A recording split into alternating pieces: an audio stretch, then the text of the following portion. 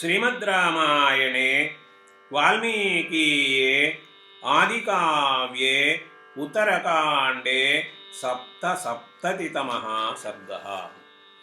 श्वेतराजोपाख्यानम्।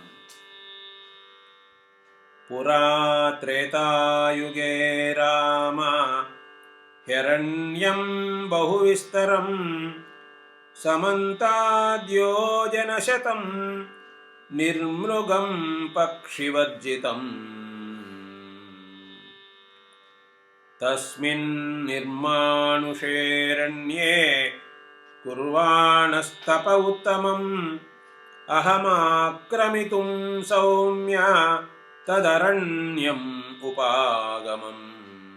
तस्य रूपम् अरण्यस्य निर्देष्टुं न शशाकः फलमूलैः सुखास्वादैः बहुरूपैश्च पादपैः। तस्यारण्यस्य मध्ये तु सरोयोजनमायतम् हंसकारण्डवाकीर्णं चक्रवाकोपशोभितम्। पद्मोत्पलसमाकीर्णं समतिक्रान्तशैवलं तदाश्चर्यमिवात्यर्थं सुखास्वादम् अनुत्तमम्। अरजस्कं तथा क्षोभ्यं श्रीमत्पक्षिगणायुतं समीपे तस्य सरसः महदद्भुतमाश्रमम्। पुराणं पुण्यमत्यर्थं तपस्विजनवर्जितं तत्राहम् अवसं रात्रिं नैदाघीं पुरुषर्षभा। प्रभाते काल्यमुत्थाय सरस्तदुपचक्रमे अथापश्यं शवं तत्र सुपुष्टम् अजरं क्वचित्। पङ्क्तिभेदेन पुष्टाङ्गं समाश्रितसरोवरं तिष्ठन्तं परया लक्ष्म्या तस्मिन् स्तोयाशये नृपा। तमर्थं चिन्तयानोऽहं मुहूर्तं तत्र राघव उषितोऽस्मि सरस्तीरे किन्विदं स्यादिति प्रभो। अथापश्यं मुहूर्तेन दिव्यम् अद्भुतदर्शनं विमानं परमोदारं हंसयुक्तं मनोजवम्।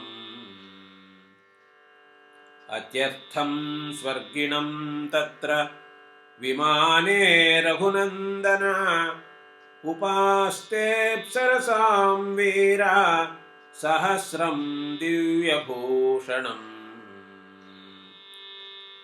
गायन्ति दिव्यगेयानि वादयन्ति तथा पराः श्वेलयन्ति तथा चान्याः नृत्यन्ति च तथा पराः। अपराश्चन्द्ररश्म्याभैः हेमदण्डैश्च चामरैः दोधूयुल्वदनं तस्य पुण्डरीकनिभेक्षणम्। ततः सिंहासनं त्यक्त्वा मेरुकूटमिवांशुमान् पश्यतो मे तदा राम विमानादवरुह्य च तं शवं भक्षयामास स स्वर्गी रघुनन्दन। तथा भुक्त्वा यथा कामं मांसं बहुसुपीवरम् अवतीर्य सरः स्वर्गी संस्प्रष्टुम् उपचक्रमे। उपस्पृश्य यथा न्यायं स स्वर्गी रघुपुङ्गव आरोढुम् उपचक्राम विमानवरमुत्तमम् तमहं देवसङ्काशम् आरोहन्तम् उदीक्ष्य वै अथाहम् अब्रुवं वाक्यं स्वर्गिणं पुरुषर्षभ को भवान् देवसङ्काश आहारश्च विगर्हितः त्वयेदं भुज्यते सौम्य किमर्थं वक्तुमर्हसि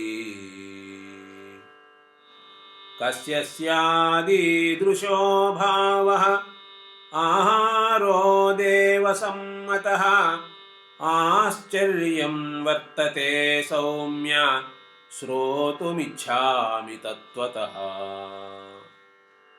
नाहमौपैकं मन्ये तव भक्ष्यमिदं शवम् इत्येवमुक्तः स नरेन्द्रनाकी कौतूहलात् सूनृतया गिरा च श्रुत्वा च वाक्यं मम सर्वमेतत् सर्वं तथा च कथयन्ममेति इति आर्षे श्रीमद्रामायणे वाल्मीकीये आदिकाव्ये उत्तरकाण्डे सप्तसप्ततितमः सर्गः।